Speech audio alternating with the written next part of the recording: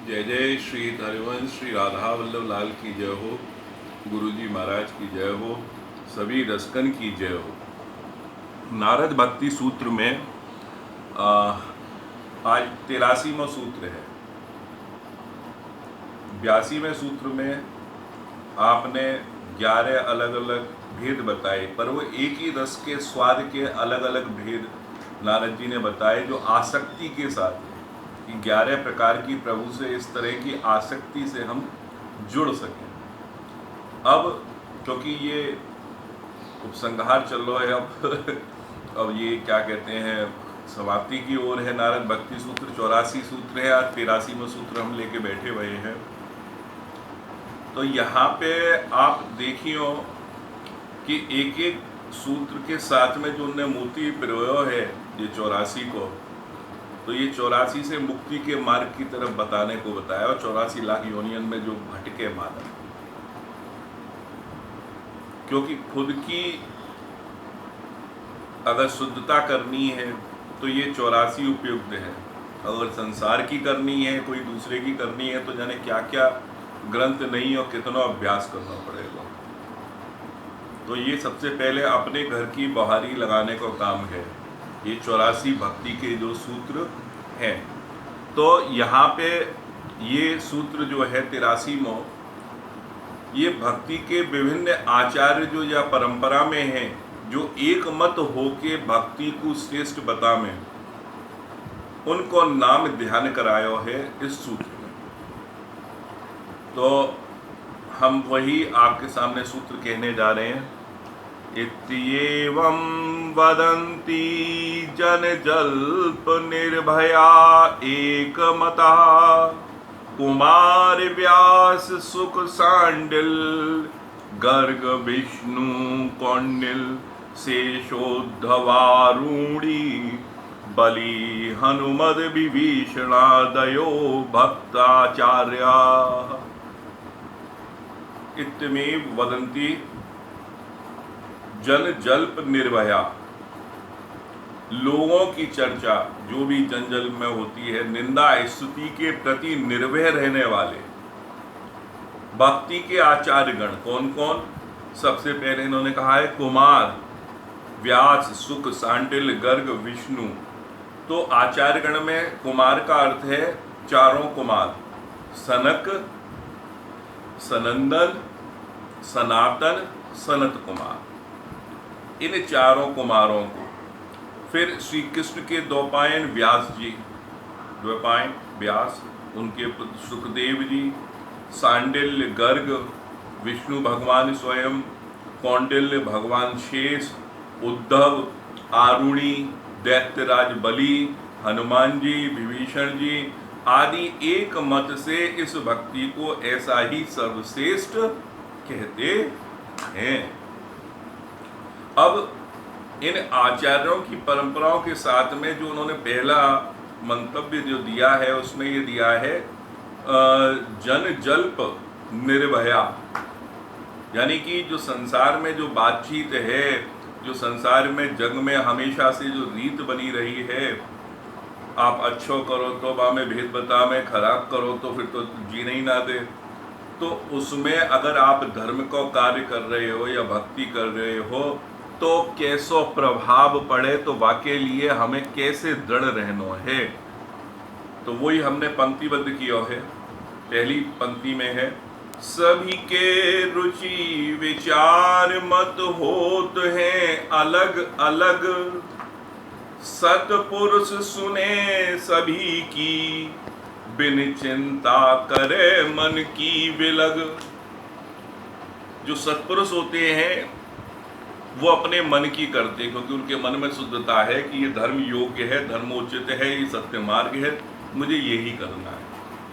पर संसार में देखा जाए तो सबकी रुचि है, अलग अलग विचार है, अलग अलग मत हैं सबके, सब अपने अपने अनुसार चलते हैं, सब अपने अपने अनुसार चलते हैं। पर सत्पुरुष जो विचार या सिद्धांत बना लेते हैं वो उसी को ही अनुसरण करते हैं, सुन सबकी लेते हैं, ऐसा करना चाहिए वैसा करना चाहिए।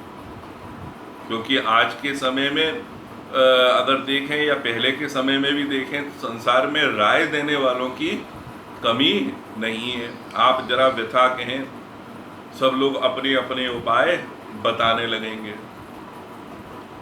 एक रोगी को परेशानी हो गई, पित्त कफ हो गया, तो सब लोग कहने लगे भैया इसको काढ़ा दो, कोई कहे कुछ, कोई कहे कि भाई ये सिकाई करो, कोई कहे हींग दो, कोई कहे कि भैया वो हींग देने से वो पेट साफ होगा, वो सिर दर्द तो उसका जुड़ा हुआ है और ऐसा है। इतने में एक जने ने कही कि भैया इनको गरम हलवा दो, गरमाई जाएगी, अंदर से सही होंगे। तो रोगी ने भी कहा मन ही मन में, अरे ये बढ़िया बोला। अरे भाई सब सुन रहे हो, अपनी अपनी कह रहे हो, ये जो कह रहा है अपने अनुभव से इसकी भी तो सुनो, क्योंकि उसे वो हलवा उस समय सही लग रहा था। तो ये मति के अनुसार है कि सबके अलग अलग मत हैं, अलग अलग विचार हैं। तो यहाँ पे भी अगर बात करें तो वही चीज़ अगर दूसरे एक दृष्टांत में अगर बताना चाहे, 4 ब्राह्मण हैं बड़े उच्च कुलीन, और चारों की अलग अलग विद्यालय मतलब चल रहे, उनमें कई शिक्षण वगैरह के लिए लोग आते। चारों के मन में ये विचार आयो कि भाई ये संसार में जो विश्वता है ये क्या चीज़ है और इसके ऊपर क्या विचार रखा हो जावे। सबकी अलग अलग राय बन रही। तो एक ऋषि के पास गए, ऋषि ने कही कि नहीं साहब आप फलाने राजा के पास जाओ। और वो जब राजा के यहाँ गए तो राजा को देख के उनने और मतलब हाव भाव से, क्योंकि हमारी परंपरा में कोई छोटो बड़ो नहीं होता, जैसे कि आपने सुना होगा मौर्य वंश को आज वैसो बता में जाति के हिसाब से, पर वो भी राजा रहे हैं और राजा अपने कर्म से बने हैं। तो जो कर्म प्रधान विश्व रचि राखा, वो उस तरह से राज किया है। तो ऐसे ही उनके मन में आया उस वर्ण को देख के कि भाई ये कुछ कुल इसका वैसा है। उसके पास गए, उसने देखा भाई इतने इतने ब्राह्मण मेरे पास आए हैं, इतने विद्वान, इनके विद्यालय चल रहे हैं, गुरुकुल चल रहे हैं और मेरे पास लेके आए हैं, मैं तो भक्ति करूं प्रभु की, मेरे पास क्या है। तो उन्होंने कही कि साहब हम आपके पास में एक शंका लेके आए हैं। तो उन्होंने कहा ठीक है, आप आए हो देव तो ये आतिथ्य स्वीकार करो, ये दक्षिणा लो पहले। जब वो दक्षिणा देने लगे तो उन्होंने कही नहीं साहब हम नहीं लेंगे। तो राजा को लगो कि ये शायद कुछ कम है, इनको कुछ ज़्यादा को वो मन होगा ये हमारे नहीं ले रहे हैं, माने और बढ़ा के दी। तब उन्होंने कही कि नहीं तुम्हारा वर्ण और ये सब वैसो है और हम तुमसे नहीं ले सकते। तो राजा ने कही ठीक है चलो, अब आ ही गए हो तो शंका तो बता ही दो। जब उनने शंका बताई तो राजा ने तुरंत समाधान बताते हुए कहो कि ये समाधान, ये वैश्वता का जो है वो आपके समझ में जब तक नहीं आएगा जब तक आप इस वर्ण अभिमान से नहीं निकलेंगे, क्योंकि ये तो भक्ति का है, ये तो प्रेम का भार है।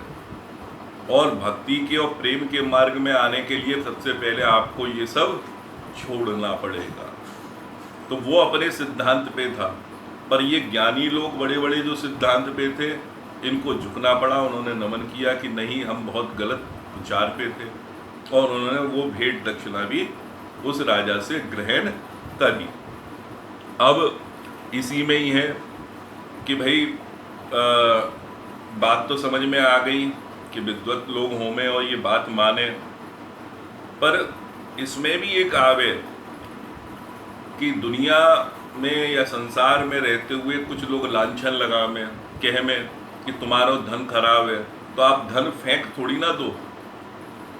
ऐसे ही धर्म को भी संभाल के रखना है कि भाई ये तुम आचरण कर रहे हो, सुबह उठ के जाते हो और पूजा पाठ करते हो, भाई इतनी सुबह सुबह तुम्हारी जो हमारी पास में वाणी आती है, घंटा घड़ियाल बजते हैं, हमें अच्छे नहीं लगते, तो आप बंद नहीं कर दोगे।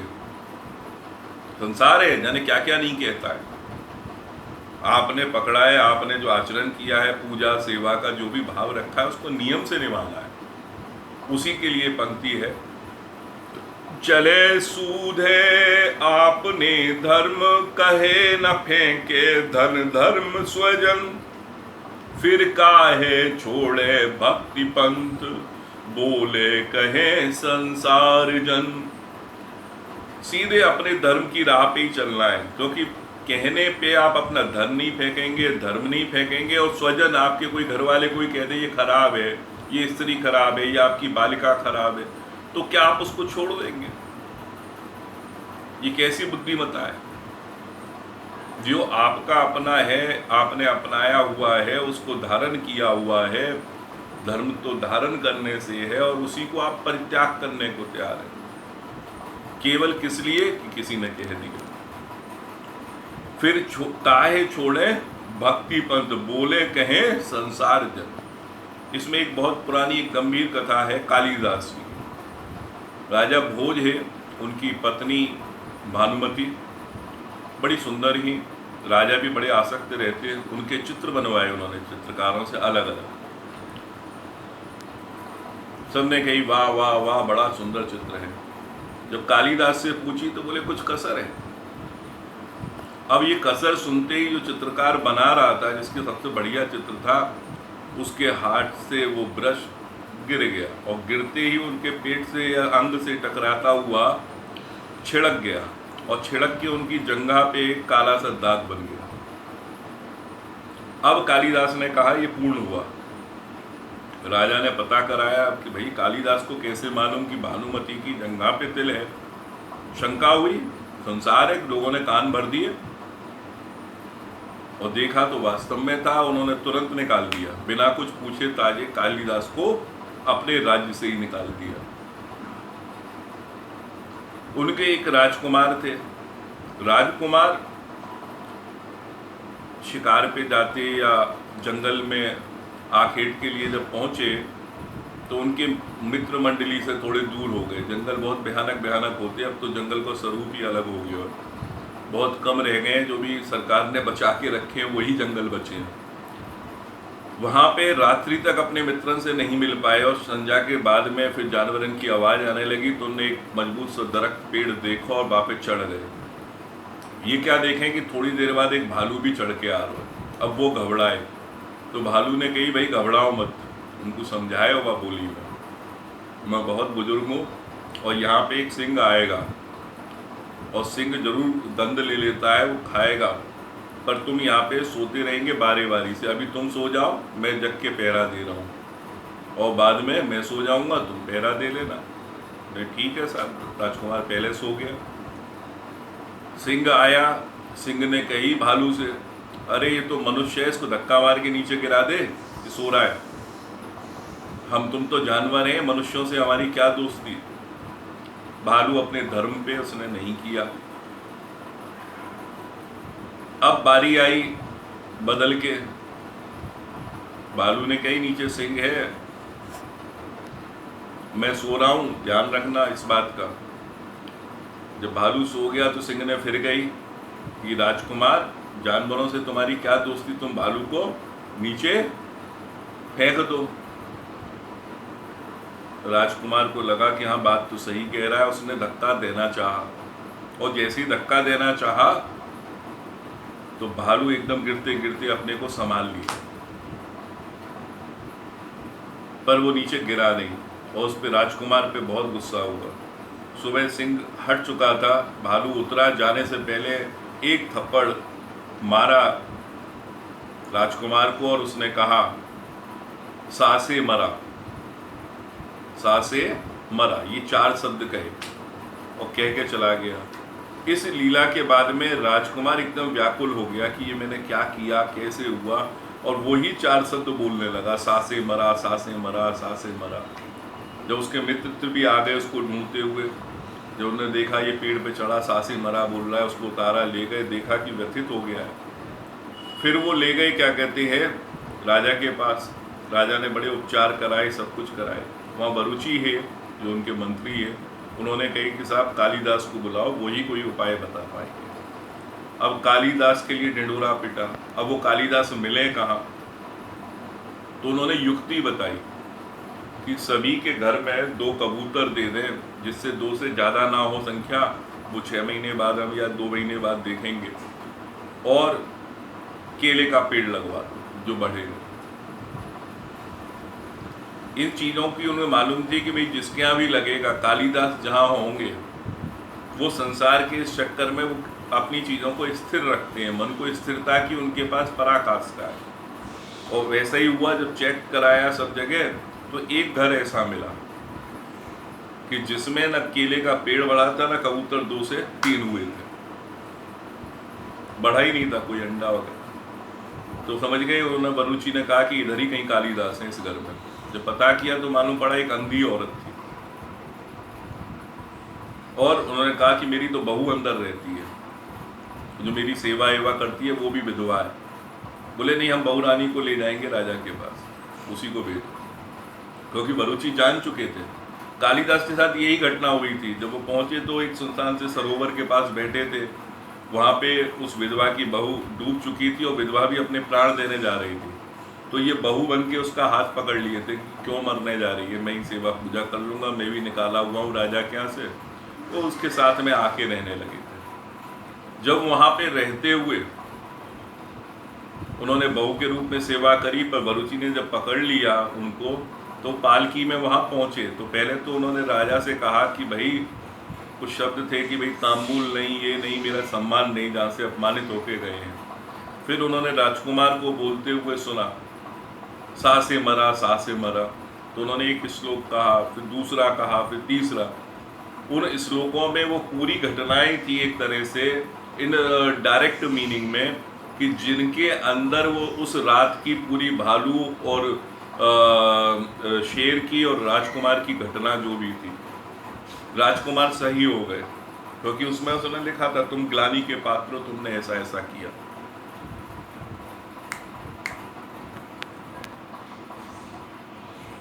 ठीक है, तो राजकुमार को ये आभास उन्होंने करा दिया।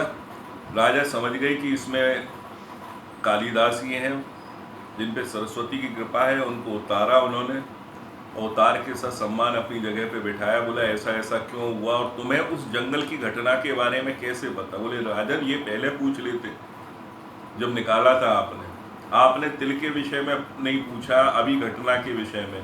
मुझे जब सरस्वती ने वरदान दिया है तो मेरी जिह्वा से जो भी बात निकलेगी वो मेरे पास पहले से स्वयं आ चुकी होगी। इसलिए मुझे जंगल का भी पता है और रानी के तिल का भी पता था, जो चित्र देख के मैंने बता दिया। तो कभी कभी ऐसा भी होता है, आप इन्हीं चीज़ों को लेके अपने शंका में लोगों के कहने पे ऐसा कार्य कर देते हैं, और कालिदास जैसे महाकवि, उनको भी ये देखना पड़ा। ये सत्य घटना जो उन्होंने वर्णित करी है, ये पूरी संस्कृत में है, जो हमने सारांश में आपको बताई। ऐसा भी हो जाता है। अब इसके बाद में हम बात करते हैं, जो नारद जी ने यहाँ पे भक्ति के आचार्यों के नाम लिए हैं, तो वो उन्होंने एक क्रम नहीं रखा, क्योंकि उन्होंने वो परंपरा बताई है कि कौन कौन है, जो जो उनके मन में आते गए उन्होंने रचित किया है। तो इस पंक्ति के द्वारा हम उसको भी संबोधित कर रहे हैं। श्री नारद कहे भक्ति परंपरा, नाम लेने में नहीं कोई क्रम, भगवान विष्णु शेष सनत कुमार, फिर आमे नारद को क्रम। यानी कि सबसे पहले भगवान विष्णु होने चाहिए थे, फिर शेष भगवान होने चाहिए थे, फिर सनत कुमार चारों होने चाहिए थे, फिर नारद जी को होने चाहिए थे। ये क्रम होना चाहिए। पर नारद जी ने यहाँ परंपरा बताई है, तो वो क्रम को उन्होंने ध्यान नहीं रखा। नीचे तो रखो है, जैसे कि व्यास जी के पुत्र शुकदेव जी, जिन्हें उन्होंने भागवती अपने पुत्र को सब दी है, तो ये क्रम की बात है। तो यहाँ पे इस पंक्ति में केवल इतना ही। अब अंतिम पंक्ति की तरफ जाएंगे। भक्ति आचार्य सभी एक मत, भक्ति ही श्रेष्ठ नहीं मतभेद, हित विशाल लाल गुरु हित भजन लाल, हित कृपा से भक्ति प्रेम लक्षणा भेद। यहाँ पे सभी आचार्य एक मत हैं और भक्ति को ही श्रेष्ठ बताया, इसमें कोई मतभेद नहीं है। वही हम और हमारे गुरु जी की आज्ञा से जो मिला है, यहाँ पे जानते हैं हित कृपा से कि प्रेम लक्षणा भक्ति क्या भेद है और भक्तियों से क्या अंतर है। जैसे गीता में बताया गया है, आर्त, जिज्ञासु, अर्थार्थी और ज्ञानी, ये 4 तरीके से भगवान को मानने वाले और जानने वाले होते हैं। तो आर्त जो एकदम दया का पात्र बने और आए, जिज्ञासु जो ज्ञान के बल पे उनको खोज रहे हैं, अर्थार्थी धन के द्वारा भगवान को प्राप्त करने की कोशिश में हैं, और ज्ञानी जन। जो ज्ञान और अपने प्रकांड विद्वत्ता और जो हमारी प्राचीन पुस्तकें हैं, वाणियाँ हैं, जो हमारे वेद ग्रंथ हैं, उनके ऊपर वो ज्ञान में काम करना है। वहीं पे अगर भक्ति की वैसी बात करी जाए तो 4 क्रम में भी बांटी जावे, वैधी, गौणी, अनुरात्मिका और परा प्रेम लक्षणा।